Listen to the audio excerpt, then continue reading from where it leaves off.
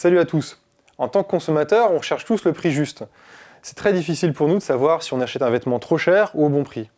Et bien vous savez quoi? Pour une marque, c'est encore plus difficile de fixer un prix. Et c'est ce qu'on va voir aujourd'hui. Le problème, c'est que depuis quelques années, c'est devenu n'importe quoi. Il y a une course aux produits, il y a un nombre impressionnant de soldes et de réductions qui fait que les marques elles vont augmenter leurs prix pour ensuite les discounter. Il y a des coûts de communication et de marketing qui sont plus importants, qui font que finalement, on introduit vraiment de la décorrélation entre le coût réel d'un vêtement et le prix que vous allez payer à la fin. C'est comme ça qu'on se retrouve avec une chemise à 170 € chez Couples alors qu'elle n'a pas grand chose à raconter, ou à des chemises à 80 € chez Ast alors que là, vous en avez pour le prix. Il faut savoir qu'il y a différentes manières pour une marque de fixer ses prix. La première, c'est la méthode un petit peu old school, mais finalement celle que j'aime bien et que je trouve très honnête. Dans cette méthode, la marque prend le coût de revient du vêtement, il rajoute les différents coûts liés à la production, et à la fin, ça donne un prix final. C'est sûr que c'est pas avec ça qu'une marque va faire des profits gigantesques, mais au moins, on sait ce qu'on achète, on sait que le prix final, il a un rapport réel avec le coût du vêtement. La deuxième chose à intégrer quand on fixe ses prix de manière honnête et un peu old school, c'est de se demander combien coûte ce type de vêtement chez les autres marques du marché. Évidemment, il ne s'agit pas de faire quelque chose de complètement déconnant. Et si une marque se trouve beaucoup trop chère, c'est bien qu'elle se pose 2-3 questions sur ses coûts de production. Peut-être que simplement elle produit pour trop cher. Et dernier élément à prendre en compte, évidemment, le prix que vous êtes prêt à payer. Parfois, on va se retrouver à mettre beaucoup de qualité dans un produit. La marque va avoir l'impression que le prix est super juste parce qu'elle fait des micro-marges, mais parce qu'elle a choisi des matières beaucoup trop luxueuses et que ça ne se perçoit pas forcément directement sur une page web ou touché dans une boutique, les clients vont trouver ça trop cher. C'est notamment le cas pour des produits comme les t-shirts ou les sweatshirts, où les gens, on leur a donné l'habitude d'acheter des t-shirts à 5 €, voire même de leur donner à la fin de marathons ou d'opérations marketing, et ça a complètement dévalué le prix de ces pièces. Du coup, évidemment, quand on est une marque, on se pose aussi la question de est-ce qu'on va en vendre? Est-ce que les gens seront prêts à suivre les prix?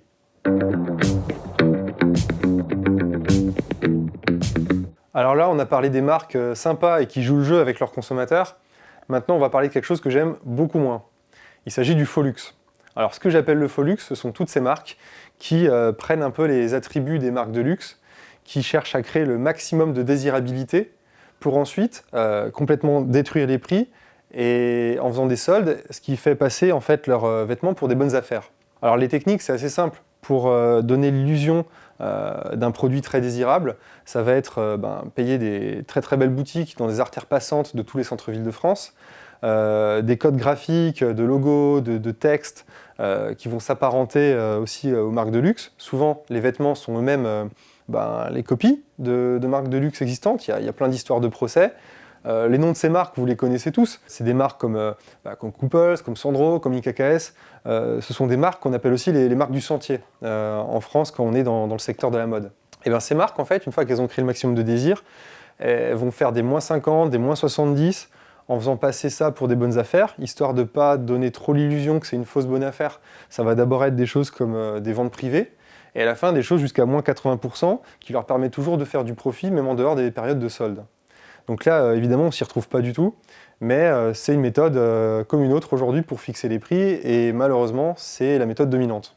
Le problème, c'est évidemment qu'à aucun moment, la qualité du vêtement n'a été en rapport avec son prix initial. Et aujourd'hui, maintenant que c'est de plus en plus difficile pour la mode en France, parce que vous, les consommateurs, vous êtes de moins en moins naïfs, ces marques, elles se retrouvent liées par les chaînes qu'elles se sont elles-mêmes mises au pied. C'est-à-dire que maintenant que les gens n'achètent plus, elles se retrouvent soit à augmenter encore plus les prix pour faire encore plus de discount, ou alors baisser encore plus la qualité des vêtements. Et c'est malheureusement la situation du textile en France aujourd'hui.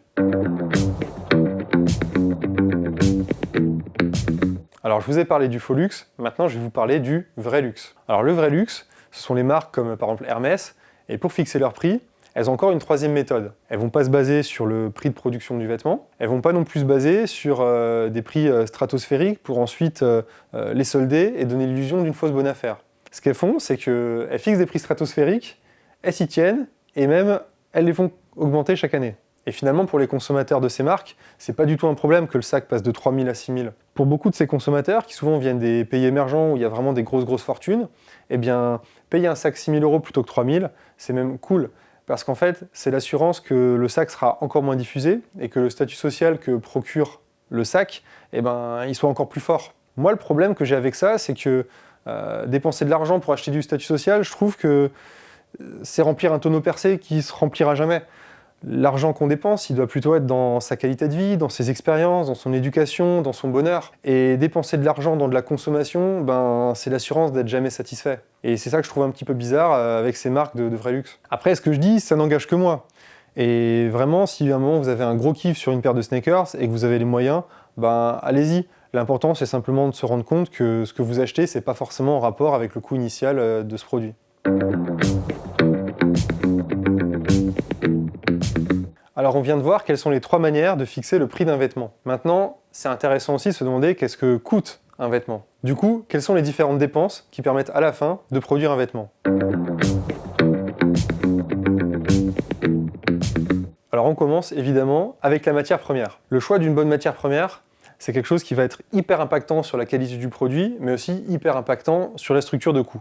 Par exemple, si on prend un drap de laine, un beau drap de laine bien épais, sans matière plastique, avec des fibres de laine longues qui viennent d'Australie parce qu'on n'a pas tondu les moutons 4 fois par saison, mais on a attendu qu'ils fassent des belles fibres longues pour qu'à la fin, le tissu qu'on en fait, il bouloche pas et il dure dans le temps. Ça a un coût. Et par exemple, nous, Bonne Gueule, quand on achète les draps de laine en France chez Jules Tournier, on est sur des prix matières souvent qui tournent autour de 25 € le mètre, alors que si on achetait de la laine totalement lambda, on pourrait s'en sortir à 3-4 €. Et c'est ce que font la plupart des marques de très grandes consos comme Kiabi, Gémeaux, H&M, etc. La laine qu'elles vous vendent n'a rien à voir. Et d'ailleurs, parfois c'est même trompeur. Par exemple, si on prend le cachemire, vous allez trouver par exemple chez Uniqlo des cachemires pas chers, autour de 50-60 €. Mais il faut savoir que c'est du cachemire de grade C. C'est du cachemire de pauvres bestioles qu'on va tondre plusieurs fois par saison. Ça va être des fibres qui vont boulocher, mais à donf. Et à la fin, on n'est même pas sur une fibre plus fine qu'un mérino de bonne qualité. Alors attention à ce que vous achetez et raisonnez pas juste en termes de buzzwords, cachemire, pure laine, vente directe, etc. Parce que c'est pas du tout des assurances sur la qualité finale du produit. Il faut creuser un petit peu plus et ça vient avec l'expérience. Ensuite, il existe quelques solutions pour acheter des très belles matières sans que ça coûte trop cher à la marque. La première, c'est évidemment les effets de volume. Il y a ce qu'on appelle les économies d'échelle, c'est-à-dire que si une marque elle commande de la laine pour produire 1000 manteaux, ça lui coûtera à peu près 10-15% moins cher que d'en produire 100. Parce que simplement, elle a des effets de réduction des prix au volume. Mais il faut savoir que les économies d'échelle, c'est assez facile d'en avoir au début quand une marque passe de 100 000 à 1 million d'euros et puis de 1 million à 5-10 millions. Mais que finalement, l'étape suivante, elle est quand elle va passer de 10 à 50 et après de 50 à 500. Donc les économies d'échelle, elles sont de plus en plus rares à mesure qu'une boîte, elle prend vraiment du volume. Et ensuite, il y a ce qu'on appelle le stock service. Le stock service, ce sont des grandes quantités de matière, assez génériques, mais pas trop mal en termes de qualité, qui sont commandées soit par les agents qui vendent du tissu en gros, soit par directement les fabricants. Et en fait, pour une marque, piocher dans ces stocks-là, ça lui permet d'avoir les effets de volume du fabricant si elle n'en a pas. Le problème, c'est qu'il n'y a pas trop de traçabilité sur la matière, que souvent on ne contrôle pas parfaitement quelle typologie de matière c'est. On ne sait pas forcément exactement toujours d'où vient la fibre, est-ce qu'elle a été produite dans des bonnes conditions avec de la bonne qualité. Mais pour une petite marque, ça permet de faire des petites économies et puis de se lancer.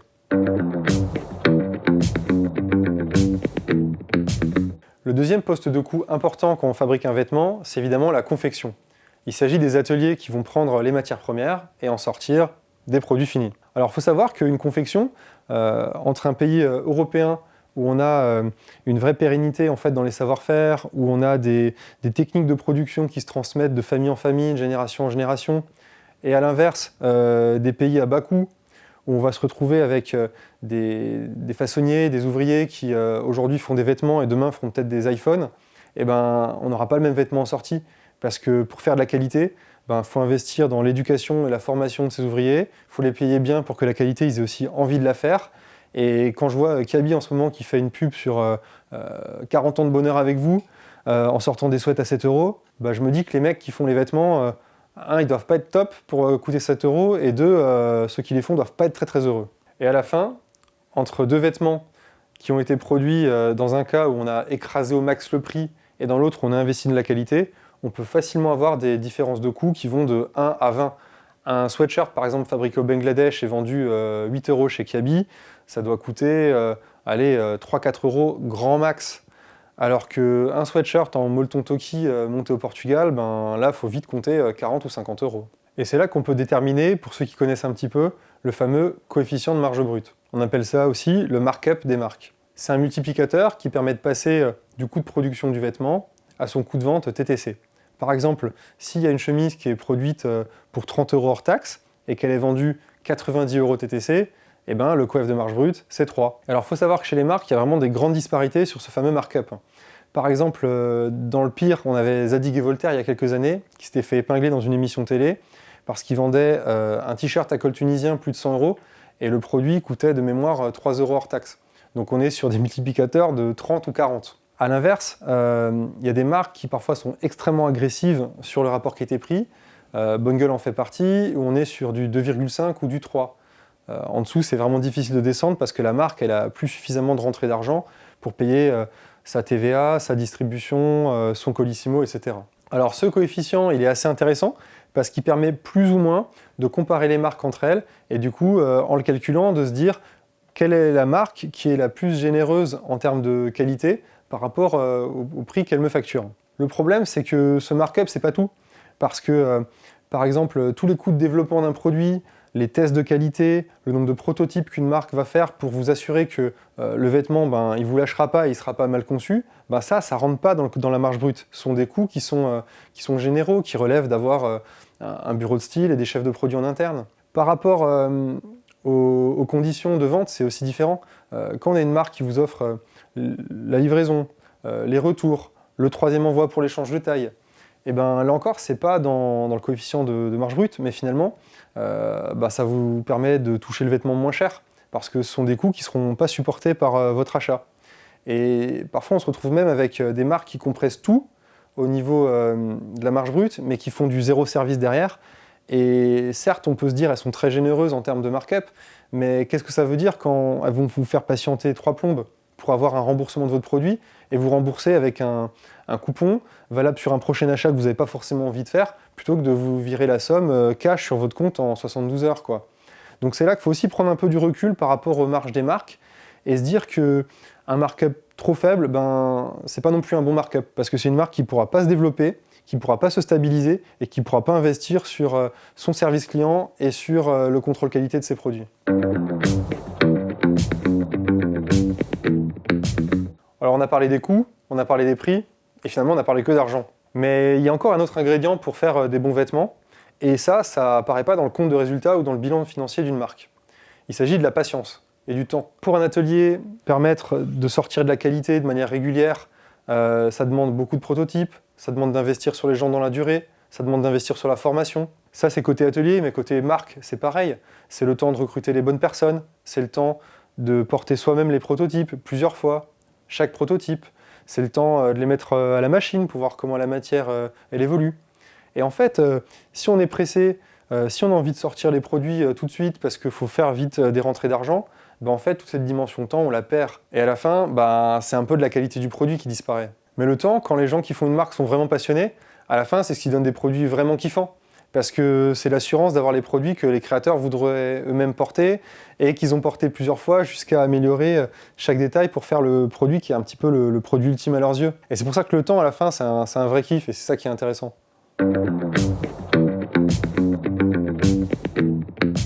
Alors on a parlé du coût des vêtements, on a parlé des coûts de développement, on a parlé des coûts de distribution. Il y a un dernier coût qui peut vraiment faire varier le prix final du vêtement, ce sont les coûts marketing. Faire du marketing, c'est pas un gros mot, c'est ce qui permet à une marque de faire découvrir le fruit de son travail. S'il est bon, finalement c'est une bonne chose, ça permet de vous faire découvrir des produits que vous aimerez. Mais il faut savoir que quand c'est exagéré, on tombe dans du n'importe quoi. Certaines marques, elles arrivent à dépenser 20 à 30% de leur rentrée d'argent juste dans du marketing, et là on est sur du délire. Parce qu'en fait, finalement, c'est comme si elle vous payait une taxe sur le fait que le produit était mauvais, parce qu'elle est obligée de communiquer massivement pour que les gens finissent par acheter. Nous, on est sur des dépenses de marketing assez saines. On dépense entre 2 et 3% de nos chiffres d'affaires 2018 sur le marketing.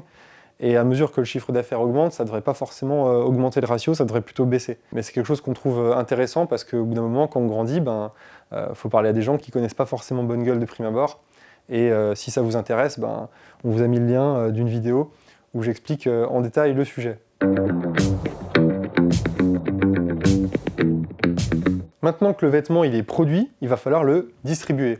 Et là, il y a différents choix qui s'offrent aux marques. Le premier, c'est de choisir entre une distribution en direct, c'est-à-dire de vendre elle-même par ses boutiques ou par son propre site e-commerce, ou alors de faire une distribution indirecte par des intermédiaires qui peuvent être des grands magasins ou des magasins multimarques ou des marketplaces de vente en ligne. Et là, attention aux idées reçues.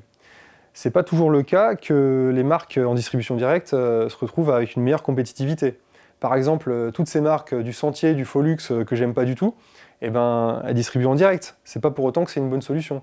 A l'inverse, certaines marques font de la distribution par intermédiaire et ça se traîne à faire des très bons rapports qualité-prix. Et il y a un deuxième grand choix qu'une marque doit faire pour distribuer ses vêtements, c'est de choisir ses canaux de distribution. Et souvent, ce qu'on oppose, c'est le e-commerce ou alors les réseaux de boutiques. Et là, il y a une idée reçue sur laquelle j'aimerais venir. Alors souvent, on entend qu'une marque en e-commerce, ça lui permet de compresser ses coûts, mais en fait, c'est pas vrai du tout. Parce que quand vous êtes une marque qui fait uniquement du e-commerce, vous vous retrouvez à payer le colissimo, à le payer 3 fois quand vous envoyez le produit, qu'on vous fait un retour et que vous envoyez l'échange de taille. Vous vous retrouvez à payer 2 fois le packaging, à payer un frais de pressing pour que le vêtement soit reconditionné pour les suivants qui l'achèteront. Vous vous retrouvez à payer 2 fois le packaging et à payer des frais bancaires. Et ça, c'est une galère. Et en plus, il y a tout l'humain qui gère ça derrière. Alors que dans une boutique, finalement, quand la boutique elle est bien tenue, bien gérée et qu'il y a beaucoup de fréquentation, et en fait, une fois que les coûts fixes, c'est-à-dire les salaires des conseillers en boutique et le loyer de la boutique est payé, et à ce moment-là, chaque transaction qui a lieu en boutique, finalement, elle n'a plus aucun coût. Et donc, du coup, ça permet d'optimiser sa distribution. Et par exemple, chez Bonne Gueule, où on fait à peu près moitié-moitié, moitié e-commerce, moitié boutique, faut savoir que c'est les boutiques qui nous permettent justement de comprimer nos coûts. Donc attention aux idées reçues.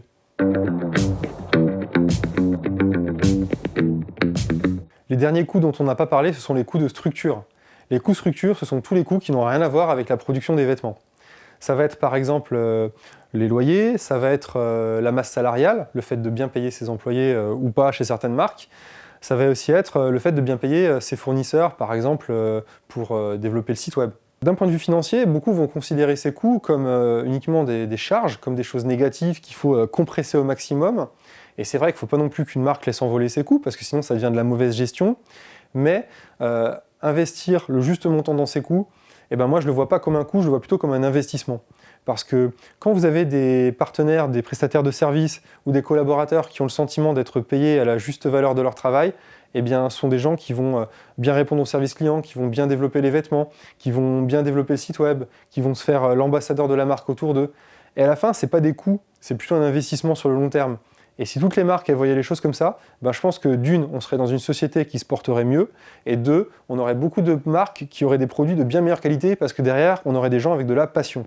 Et comme vous l'avez compris, depuis 12 ans, nous les vêtements, c'est un petit peu notre passion, ça fait bientôt un tiers de nos vies. J'espère que vous avez appris des choses dans cette vidéo, que vous avez compris que c'est intéressant de se poser les questions de qu'est-ce qu'on achète et de quels sont les coûts derrière, mais aussi qu'il ne faut pas chercher à constamment aller vers des marques qui compriment tout, parce qu'à la fin, il y a toujours un loup. Et j'attends maintenant vos questions dans les commentaires, soit sur YouTube, soit à la suite de l'article sur bonnegueule.fr.